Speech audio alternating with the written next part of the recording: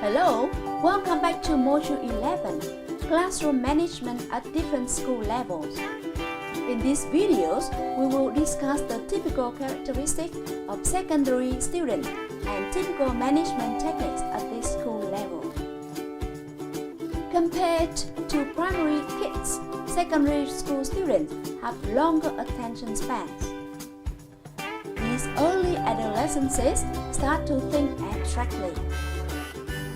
Though they still need individual attention from the teacher, they are more patient than primary kids in getting teachers' attention.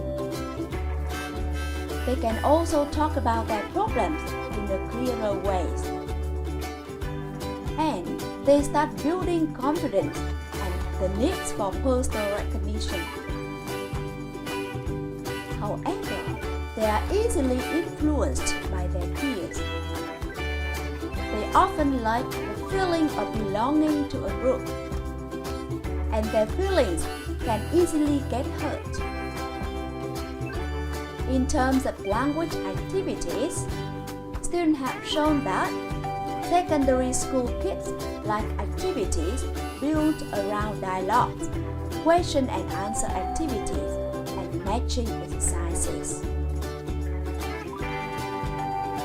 As secondary school enjoy working with others, it is necessary to select activities which promote interaction among them, such as role play, information gap activities, and group discussions.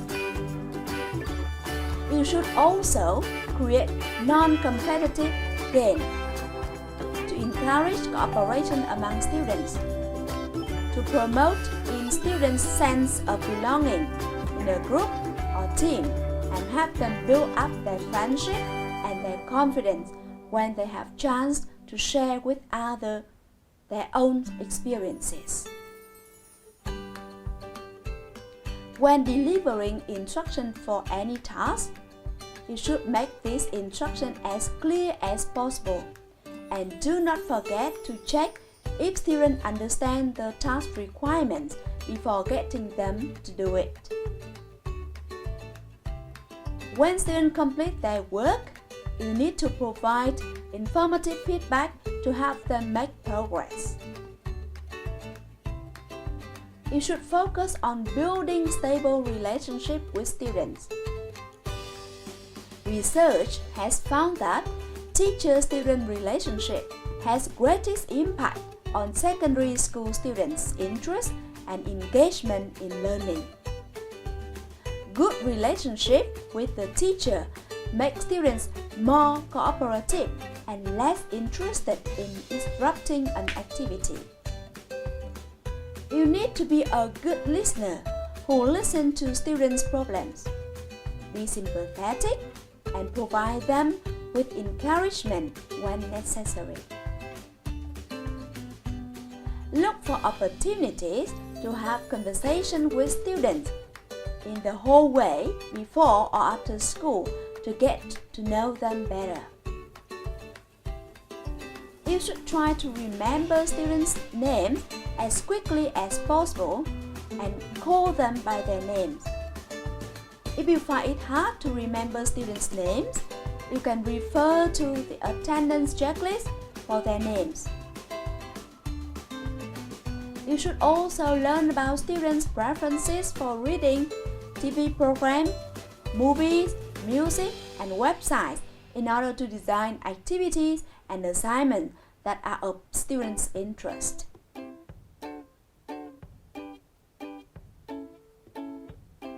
An important aspect of managing secondary classroom is to foster positive peer relationships. As previously discussed in Module 2, Video Lecture 3, you should teach your students social-emotional skills, conflict resolution skills, and problem-solving skills in order to enable them to maintain positive relationships among themselves. Let's now watch a video clip of Peter Connell, an Oxford Seminars instructor, giving tips for teaching English as a second language to middle school students and note down the most important thing an ESL teacher should know in managing middle school classes as suggested by him.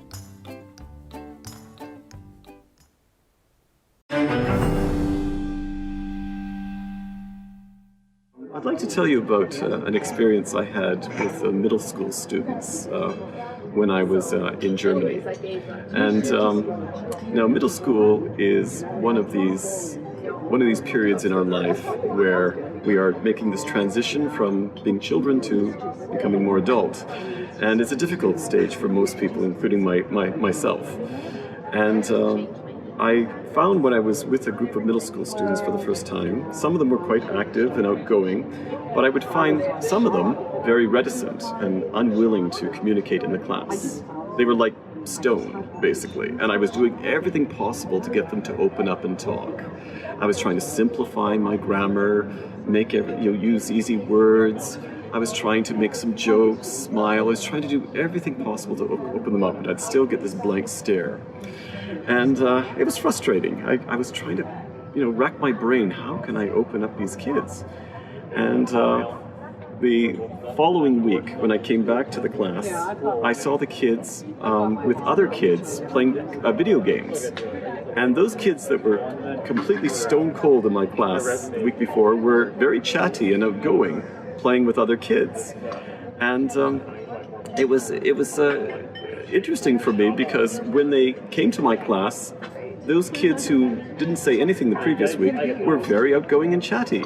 And I realized that the reason they were that way was the most important thing for them was to have a good relationship with their fellow classmates and get along with them. So their fellow classmates, they were the ones who opened them up and got them to feel more relaxed. And a bond was, created between these kids, so that when they came to my class, I didn't have to, try and open them up. They already were relaxed and comfortable with their classmates. And it taught me a lesson that, the most important thing is when you manage a class, is to get the classmates themselves to feel comfortable with each other, because once that tension is gone, they're much more willing to open up, and it makes your job a lot easier. So I definitely think it's really important when you have a new class, have some group activities so that the students can get to know each other and feel comfortable with each other before you start hitting them with, difficult grammar concepts or vocabulary concepts or so forth. So, for example, it's nice to have kind of a speed dating kind of exercise with a brand new class. So you can get them standing up and you can get them in pairs. Maybe they don't know each other very well. Get them to find out something interesting about each other. And then finally, when you sit them down, you can, point to individual students and get others to share what they learned about that student. And so get the classmates to really feel comfortable and get to know each other in the beginning. And then you can carry on with your lesson planning and your targets and so forth. But to start hitting them with a lot of grammar and vocabulary and lesson targets in the beginning is a complete waste of time if they don't feel really comfortable and at ease in your class.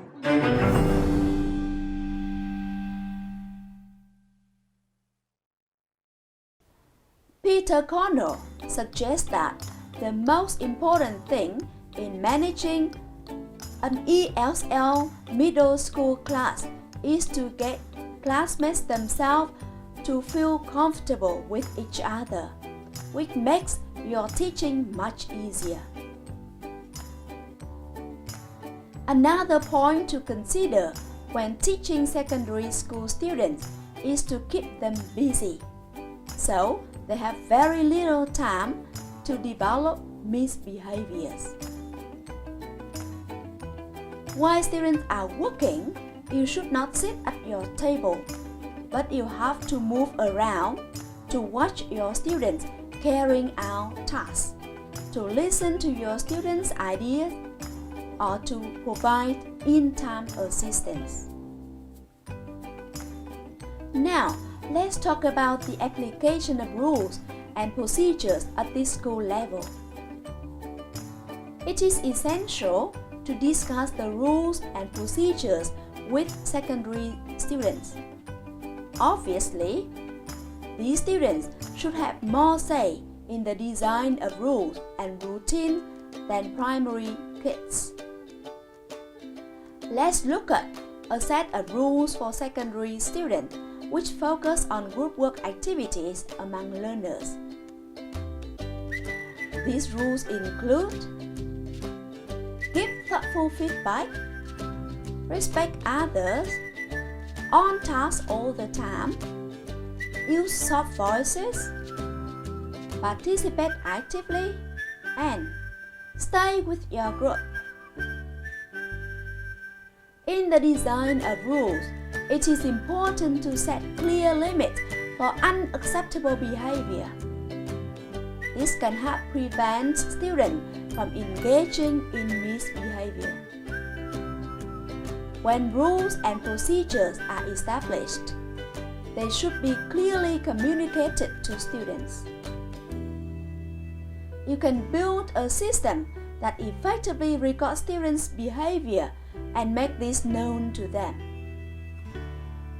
This system helps to acknowledge student acceptable behavior as well as to recognize their unacceptable behavior.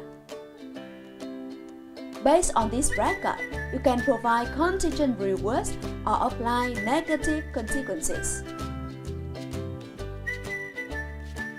Although secondary school students have been believed to be the most pleasant ones when compared to students at other levels, they still engage in misbehavior. Let's now talk about common poor behaviors among secondary students. Secondary school students often lose their concentration from time to time. That is, they can be inattentive at times. Students are also found to be talking to their neighbors during the lesson quite often. Some students tend to give up so easily, especially when the activity requires competitiveness among students. Some students may be too dependent on others for ideas and decision-making, especially during group work. As previously mentioned, secondary school kids can easily get upset, especially when they think people are laughing at them. In addition, some students can be rude to others. So, what should we do with these kids? Similar to dealing with primary kids, you should firstly make use of non-verbal signals. If these are unsuccessful, switch to verbal methods. It could be a praise for positive behavior of other students, or it could be a direct redirecting of behavior, that is to make specific requests to ask students to go back to what they should be doing. Other than that, you might need to start a new task. This will distract the misbehaved student and encourage them in learning. If the misbehavior does not end, you could change the students' seats to enable them to stop exhibiting disruptive behavior and focus more on learning. You should make full use of the record-keeping system. Be consistent and fair in providing rewards or applying negative consequences. Any inconsistency or unfairness in the application of rules and procedures can cause resentment in students. Private conversation with students can also help you deal with misbehaved students. In conclusion, in this video, we have talked about typical characteristics of secondary school students and typical techniques to manage English language classrooms at secondary school levels.